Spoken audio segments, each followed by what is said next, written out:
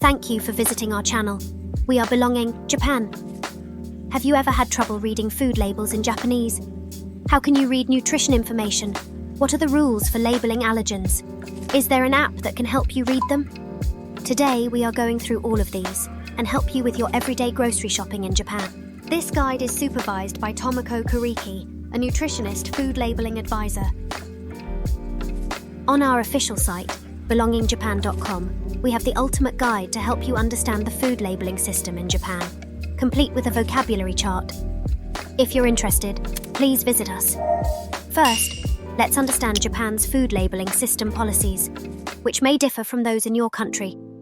Here are the policies outlined by the Consumer Affairs Agency, Government of Japan, regarding allergens, expiration dates, and nutritional information. Firstly, let's discuss the policy on allergens.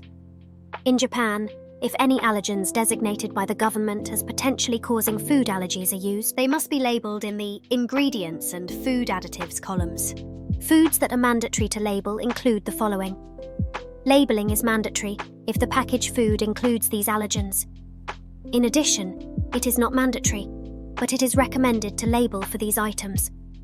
Also, please note that alcoholic drinks are not required to carry allergen information. Secondly, let's go through the definition of the expiration date. When it comes to expiration dates, it's important to understand the difference between shomi kigen, best before date, and shohi kigen, use by date. The shomi kigen is the date by which the food will remain tasty, while the shohi kigen is the date after which the food may no longer be safe to eat. Dates are written in the year-month-day order, such as 2025 January 1st. However, for foods with a best before date longer than 3 months, it is also possible to indicate just the year and month. They might also be written using the Japanese calendar system, called Gengo. For example, 2024 is the 6th year of Reiwa, and 2025 is the 7th year of Reiwa. In this format, the date would be written as Reiwa Nananen Ichigatsu Tsutachi. Thirdly, let's discuss nutrition. In Japan, it is mandatory to list nutritional components on food labels, except for items like water, where the nutritional contribution is considered small. The 5 mandatory items are calories, protein, fat, carbohydrate, and equivalent amount of salt. These items should be labelled in this order. Now let's go through some examples. We will go through 9 labels for the following items. Please skip to each part for the item you want to know about. We'll start with a typical nutrition food label. This example is for a pack of biscuits.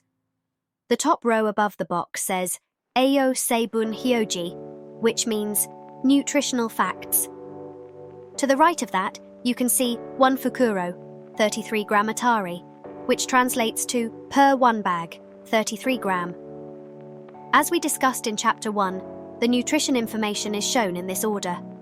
In this example, it states that the calories are 153, protein is 4.2 gram, fat is 9.2 gram, carbohydrates are 18.6 gram, and the amount of salt per 33 gram is 0.3 gram. Next, let's look at the rest of the food label for the same pack of biscuits. It starts with the item name, Shohinmei, followed by the type of product, Meisho, which is written as a biscuit in this example. Next, the ingredients are listed, followed by Nayo-ryo, which indicates the quantity. The expiration date is written. It is said, written at the bottom of the package. Following that is how to store, Hozonhoho. For items that do not need refrigeration, it often says, avoid direct sunlight, high temperatures, and humidity, written in Japanese like this. Lastly, the label includes the company that sells the product and the processing plant. Shall we now look at the yogurt example?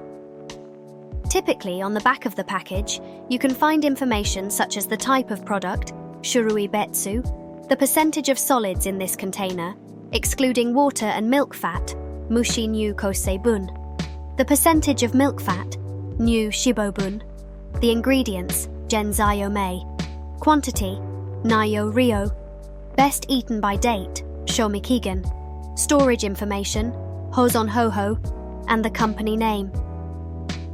Now, let's take an example of imported peanut butter. When it comes to imported products, the difference is that they show the country of origin as well as the company name that imported them.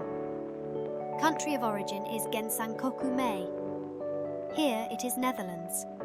The importing company is Yunyusha, written along with their address.